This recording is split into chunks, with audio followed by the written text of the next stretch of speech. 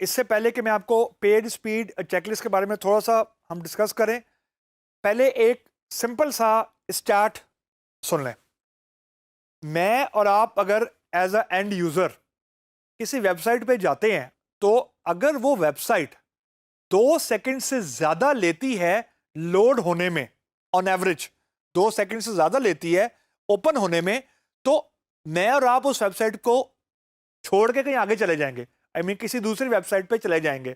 अब ये जो 2 सेकंड की मैंने फिगर निकाला है ना, ये अपनी गट फीलिंग की बेसिस के ऊपर नहीं निकाला, यानी it's not by me, it is the data from the millions of clicks, billions of clicks. यानी आसान लफ्जों में कि अगर एक वेबसाइट लोड होने में ज्यादा टाइम लगा रही है, तो इसका मतलब यह है कि उसके अंदर इंप्रूवमेंट की गुंजाइश है। रीजन आसान लफ्जों में कि जो वेबसाइट है उसका मेन ऑब्जेक्टिव क्या है, यूजर को फोकस रखना।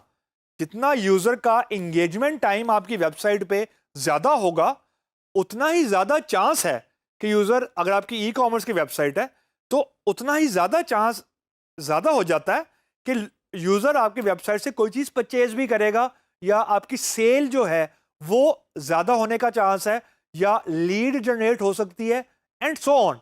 मतलब जो पेज स्पीड है वो दो चीजों को रिफ्लेक्ट करती है।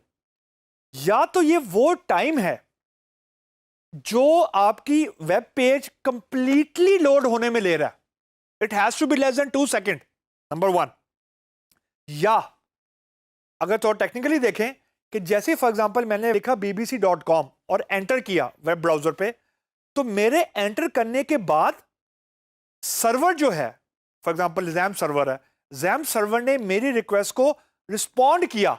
मेरी रिक्वेस्ट और सर्वर के रिस्पॉन्स के दौरान का जो टाइम है, या इसको पेज स्पीड बोलते हैं, या ये उस स्पीड को बोलते हैं, या उस ड्यूरेशन को बोलते हैं जिसके बाद वेब पेज पूरे का पूरा लोड हो जाता है। इन दो चीजों के अलावा तीसरी चीज कोई नहीं होती। और ऑब्जेक्टिव इसका यह है कि अगर आपका जो पेज लोडिंग टाइम है, या जो पेज की स्पीड है, वो जितनी कम होगी, यानी आसान लफ्जों में कि जितना तेजी से वो लोड होगा, उतना ज्यादा चांस है कि यूजर आपकी वेबसाइट पे रिटेन करेगा, उसकी एंगेजमेंट ज्यादा होगी। एक तो होता है यूजर को अपनी वेबसाइट तक लेके आना, वो तो एसईओ हो गया। अब जब वेबसाइट पे वो यूजर आ गया है, अगला चैलेंज ये है कि उसको एंगेज रखना अपनी वेबसाइट पे। At the end of the day आपने करवानी तो सेल है। जो आपका केपीआई है, या जो आपका ऑब्जेक्टिव है, वो यूजर को वेबसाइट तक लेके आना एक ऑब्जेक्टिव है, लेकिन एंड ऑब्जेक्टिव ये है कि आपने अपनी सेल को ज्यादा करवाना है। तो अगर हम अब आगे चलें, तो पेज रैंक जो होता है, या जो पेज स्पीड होती है, उसका डायरेक्ट लिंक होता है पेज रैंक के साथ। रीजन, गूगल कभी भी उस वेबसाइट को प्रमोट नहीं करता जिसके जरिए यूजर का इंटरेक्शन टाइम, या यूजर वेबसाइट को छोड़ के जा रहा है। रीजन, अगर आप सोचें, गूगल का बिजनेस किससे ड्राइव कर रहा है? यूजर के क्लिक से। यूजर के क्लिक किन वेबसाइट पे ज्यादा होते हैं?